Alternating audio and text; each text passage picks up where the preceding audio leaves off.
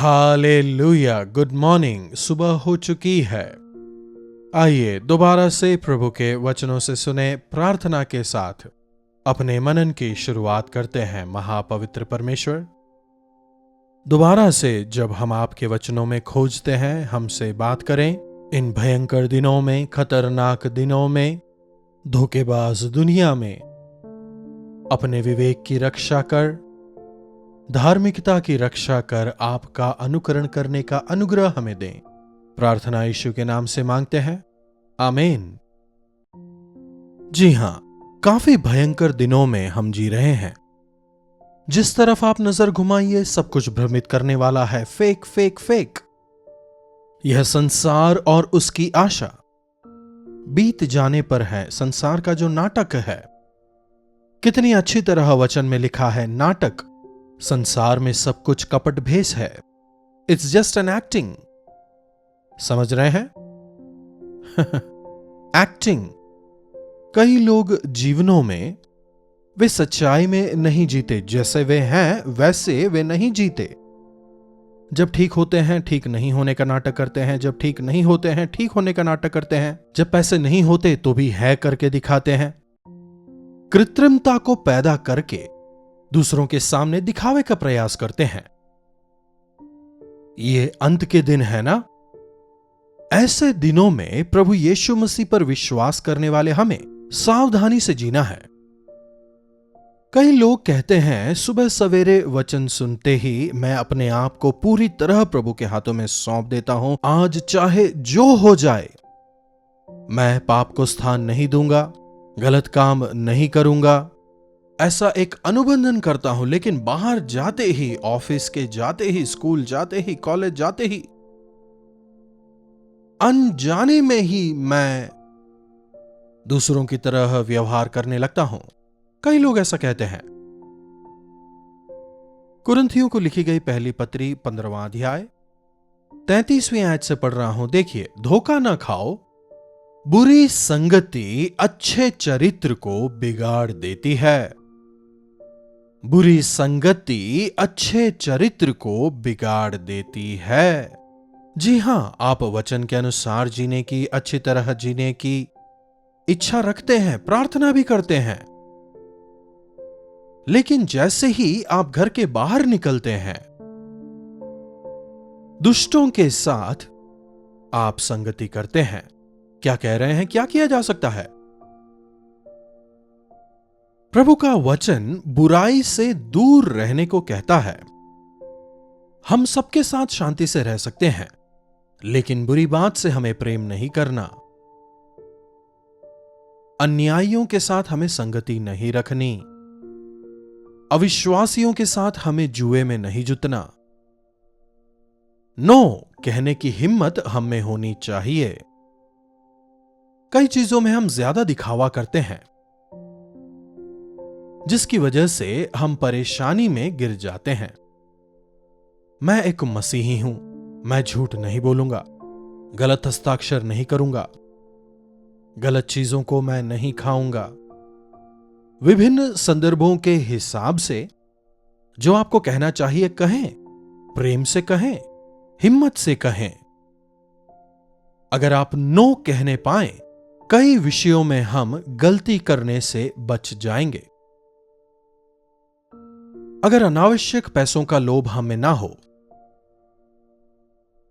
अगर हम पाप के भागी ना हो, अगर उस स्थिति में हम जागृत रहने पाए, अगर प्रार्थना करने पाए, वचन को हृदय में रखकर अगर हम सचेत रह सकें, हम अपने विवेक की रक्षा करने पाएंगे। अपने कैरेक्टर को हम बचा पाएंगे। बुरी संगति अच्छे चरित्र को बिगाड़ देती है। अगली आयत देखिए, धर्म के लिए जाग उठो और पाप ना करो, क्योंकि कितने ऐसे हैं जो परमेश्वर को नहीं जानते। हर इंसान जिनसे आप मिलते हैं, जरूरी नहीं कि उनमें परमेश्वर का ज्ञान हो। प्रार्थना करने वाले आप अलग होंगे। इसलिए यहां संसार का ज्ञान नहीं, लेकिन हम में जो परमेश्वर का ज्ञान है। इसीलिए हमें अपने विवेक को बचाना है। एक कहावत है ना, भले ही चाकू खरबूजे पर गिरे या खरबूजा चाकू पर गिरे, कटना खरबूजे को ही है। अपने विवेक की रक्षा करने के लिए हमें पापियों की संगति में नहीं जाना है। साथ ही साथ उनका हस्तक्षेप भी हमारे जीवन में ना हो, इसके लिए हमें उन्हें अवसर नहीं देना, अपने आप को बचाना है। कई लोग शराब के बंधन से छूट जाते हैं, लेकिन दोबारा उसमें फंस जाते हैं। कारण क्या है? मेरे मित्रों ने मुझे फोर्स किया, मैं अपने मित्रों के साथ गया और मैं पाप में गिर गया। इसीलिए जो बुरा है, जो पापमय है, उससे हमें दूर रहना है। प्रभु का वचन चेतावनी देता है। हम अंत के दिनों में हैं और बेहद खतरनाक दिनों में हैं, और इस दौरान मनुष्य किस प्रकार के होंगे वचन हमें यह भी बताता है। देखिए एक बार तीमुथियुस को लिखी गई दूसरी पत्री, उसके 3 अध्याय की 2 आयत को देखिए। क्योंकि मनुष्य अपस्वार्थी, लोभी, डींगमार, अभिमानी, निंदक, माता पिता की आज्ञा टालने वाले, कृतघ्न, अपवित्र, दया रहित, क्षमा रहित, दोष लगाने वाले, असंयमी, कठोर, भले के बैरी, विश्वासघाती, ढीठ, घमंडी और परमेश्वर के नहीं वरन सुख विलास ही के चाहने वाले होंगे। वे भक्ति का भेष तो धरेंगे, लेकिन उसकी शक्ति को ना मानेंगे। ऐसों से दूर रहना। इस वचन के एक एक शब्द पर यदि आप मनन करें, आप इस बात की सच्चाई को समझने पाएंगे। इंसान जो है वो स्वार्थी है, उसे केवल वो खुद और उसकी जरूरतें नजर आती हैं। मगर यीशु मसीह को जानने वाले एक निस्वार्थ जीवन वे जीते हैं।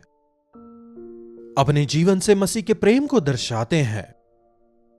JOY का मतलब जीसस फर्स्ट, O का मतलब अदर्स नेक्स्ट, Y मतलब यू लास्ट। पहला स्थान आप प्रभु को दें, दूसरा स्थान दूसरों को दें, और तीसरा स्थान यदि अपने आप को दें। आपके जीवन में हमेशा संतुष्टि रहेगी। यदि आप अपने आप को पहले रखें सब कुछ अर्थहीन हो जाएगा। दूसरों को यदि पहले रखें, इंसानों को यदि पहले रखें, तो और भी अधिक खतरनाक है। स्वार्थ जो है मनुष्यता को निचोड़ रहा है।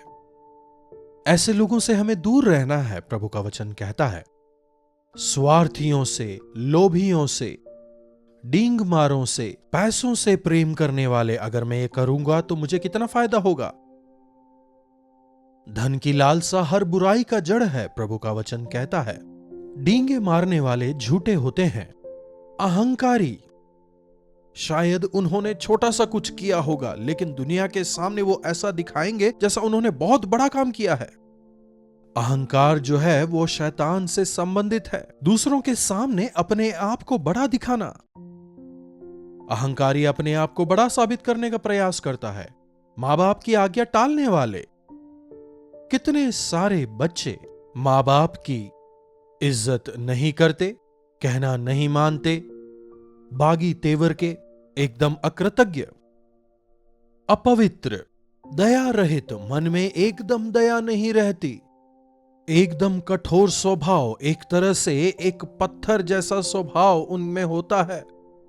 क्षमा रहित, वे क्षमा नहीं करते। भले ही आप उनके पैरों में गिर जाएं, लेकिन वे क्षमा नहीं करेंगे। दोष लगाने वाले, उनका एक ही काम है, हर छोटी बात की चुगली करना, दोष लगाना। फिर असंयमी, अधैर्य, लोगों में संयम बिल्कुल नहीं होता। जैसे ही कुछ सोच लिया वो तुरंत हो जाना चाहिए, चाहे कोई भी बात हो। जल्दबाजी, दौड़ा भागी, एकदम संयम नहीं। उसके बाद अगला देखिए, कठोर। कितनी आसानी से लोग एक दूसरे को घायल कर देते हैं ना, यहां तक कि मार देते हैं। अनावश्यक ही प्रभु यीशु से बैर करते हैं, और प्रभु यीशु से बैर करने की वजह से विश्वासियों से भी वे बैर करते हैं। अगर वे प्रार्थना कर रहे होंगे तो जाकर उन्हें मारते हैं। क्यों? वे चर्च जा रहे हैं, अपने जीवन को वे प्रभु के साथ में ठीक कर रहे हैं। क्या उन्होंने कोई गलती की है? क्या उन्होंने समाज के लिए कुछ गलत किया है? क्या किसी के साथ झगड़ा मोल लिया? जी नहीं, लेकिन फिर भी कठोरता के साथ में उनके साथ बुरा व्यवहार किया जाता है। अगला देखिए, विश्वासघाती, ढीठ, मूर्खतापूर्ण व्यवहार करते हैं, फिर घमंडी, और फिर परमेश्वर के नहीं परंतु सुख विलास के चाहने वाले। वे भक्ति का भेष तो धरेंगे लेकिन उसकी शक्ति को ना मानेंगे। अगर तुम अपनी आत्मिकता में दृढ़ होना चाहते हो, तो पवित्र जीवन बिताना चाहते हो, तो ऐसे लोगों से तुम्हें दूर रहना है। ऐसे लोगों से दूर रहना है। दूर रहने का मतलब उनके आसपास भी ना भटकना। अगर वे इस ओर जा रहे हैं तो आप उस ओर जाएं। उनकी संगति में हमें बिल्कुल नहीं आना, उनकी बातों पर कान नहीं लगाना, उनकी सलाह को तो बिल्कुल भी नहीं सुनना। उनकी तरह बनने की इच्छा हम में ना हो। आपको अपनी नजरें यीशु पर लगानी है। उनकी ओर देखकर यदि आप आगे बढ़े, आप अलग किए गए हैं, आप चुने गए हैं, यह याद रख। आप मसीह के सहभागी हैं, यह याद रख। संसार का प्रेम परमेश्वर के विरुद्ध है, इस बात को यदि मन में रखें। प्रभु यीशु से यदि आप प्रार्थना करने पाए तो अपनी आत्मिकता को, पवित्रता को आप बचाने पाएंगे। कितनी ही प्रार्थना क्यों ना कर लें, कितना ही वचन क्यों ना पढ़ लें, लेकिन जब हम बाहर जाते हैं और जब अविश्वासियों से सहभागिता करते हैं तो अपने आप को मलिन करते हैं और अपने विवेक को हम खो देते हैं। अनजाने में ही हम शैतान के गुलाम हो जाते हैं, अपने आप को बर्बाद कर लेते हैं। इसीलिए आंतरिक तौर पर भक्ति जितनी आवश्यक है, उतना ही आवश्यक है जब आप बाहर जाते हैं। जब तब हमें संसार की मलिनता से हमें अपने आप को बचाना है। घर आकर जिस प्रकार से हम नहाते हैं, स्नान करते हैं, उसी प्रकार परमेश्वर के सामने हमें अपने अंतरांग को भी शुद्ध करना है। यह आवश्यक है। इसलिए हर रोज अपने दिनचर्या की शुरुआत प्रभु के वचन के साथ करें। दिन भर परमेश्वर के वचन के अनुसार जीवन बिताएं, अपने विवेक की रक्षा करें। अनजाने में ही जो मलिनता आप में लगी है, संसार की जो अशुद्धि दिन भर में आप में लगी है, रात को सोने से पहले प्रभु के वचन से अपने आप को पवित्र करें और प्रभु यीशु के आगमन के लिए अपने आप को तैयार रखें। प्रभु यीशु मसीह शीघ्र अतिशीघ्र आने वाले हैं। अंत के दिनों में, भयानक दिनों में हम लोग जी रहे हैं। किस पर विश्वास करना, किस पर नहीं, बिल्कुल समझ नहीं आता। बाहरी तौर पर जब मनुष्यों को देखते हैं, बाहरी तौर पर जब आप उनको देखते हैं, वे एकदम सही नजर आते हैं, कोई खराबी उनमें नजर नहीं आती। कौन सही है, कौन झूठा है, कौन गलत है, कौन धोखेबाज है, बिल्कुल समझ नहीं पाते। यहां तक कि आजकल तो झूठे भविष्यवक्ता तक, फॉल्स प्रॉफिट्स, झूठी जो शिक्षा देते हैं, वे तक निकले हैं। हमें सब पर विश्वास नहीं करना, लेकिन परख कर देखना है। इन अंत के दिनों में इस प्रकार की बहुत सारी चीजें हमें नजर आती हैं। बाहरी तौर पर तो सब कुछ अच्छा लगता है, लेकिन जब गहराई में जाते हैं तो भयंकर झूठ होता है। संसार की ओर झुके बिना, संसार से प्रेम किए बिना, प्रभु से प्रेम करते हुए, प्रभु के वचन में दृढ़ होते हुए आगे बढ़ने की इच्छा प्रभु हमसे रखते हैं। अपने विवेक को शुद्ध रखना चाहते हैं तो अपने मन को प्रभु के वचन से भरें। हर एक कदम जो आप दिन भर में लेते हैं उसे परखें। हर शब्द जो आपके मुंह से निकलता है सोच समझ कर बोलें। मूर्खों से वाद विवाद ना करें, नहीं तो आप भी मूर्ख कहलाएंगे, वचन कहता है। वैसे ही जब मूर्ख बातें करता है तो आप भी उसका उपयुक्त जवाब दें, नहीं तो वो समझेगा कि आप भी मूर्ख हैं। यह भी बाइबल कहता है। इसके लिए हमें प्रभु का ज्ञान चाहिए। बुद्धिमानी से हमें मुंह खोलना है। जब हम अपनी बातों में फंस जाते हैं, अपने जीवन को हम काफी कमजोर कर देते हैं। बातों में फंसकर शैतान के चंगुल में फंस जाते हैं। अरे अनजाने में बोल दिया, अब तो मैं पूरी तरह फंस चुका हूं, मैं अब क्या करूं, कई लोग कहते हैं ना। इसीलिए हर रोज प्रभु के वचन को सुनना, उस पर मनन करना, प्रार्थना करना आवश्यक है। साथ ही साथ में हमें जो स्वार्थी हैं, जो डींग मार हैं, जो लोभी हैं, जो अभिमानी हैं, जो निंदक हैं, जो कठोर हैं, जो अपवित्र हैं, क्षमा रहित हैं, दया रहित हैं, ऐसे गुण वाले जो लोग हैं, इनसे आपको कोसों दूर रहना है। संगति नहीं करनी। हमारी संगति परमेश्वर के साथ में होनी चाहिए। प्रभु के वचन को पढ़ें, मनन करें और वचन के अनुसार जिएं। प्रार्थना। महापवित्र परमेश्वर, जी हां प्रभु, हम भयानक दिनों में जी रहे हैं। कई बार हम धोखा खा जाते हैं, हमें नुकसान उठाना पड़ जाता है, कई चीजें खो देते हैं। लेकिन प्रभु, हमारी मदद करें कि हम आपके वचनों के अनुसार अपने जीवन को बिता पाएं।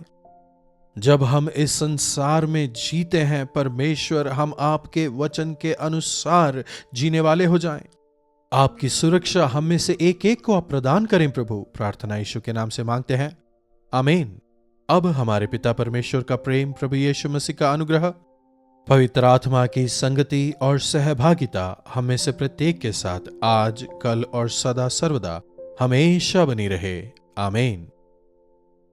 प्रभु परमेश्वर की महिमा हो। अपने प्रार्थना विषयों को आप हमें 9884907779 पर व्हाट्सएप या वॉइस मैसेज द्वारा भेज सकते हैं। हम अवश्य आपसे सुनना चाहेंगे और आपके साथ मिलकर आपके छुटकारे के लिए जरूर प्रार्थना करेंगे। हम विश्वास करते हैं प्रभु जरूर चमत्कार करेंगे। प्रभु आप सबों को आशीष दें। कल्वरी दर्शन, ये है प्रेम के दर्शन, यीशु प्रेम के दर्शन।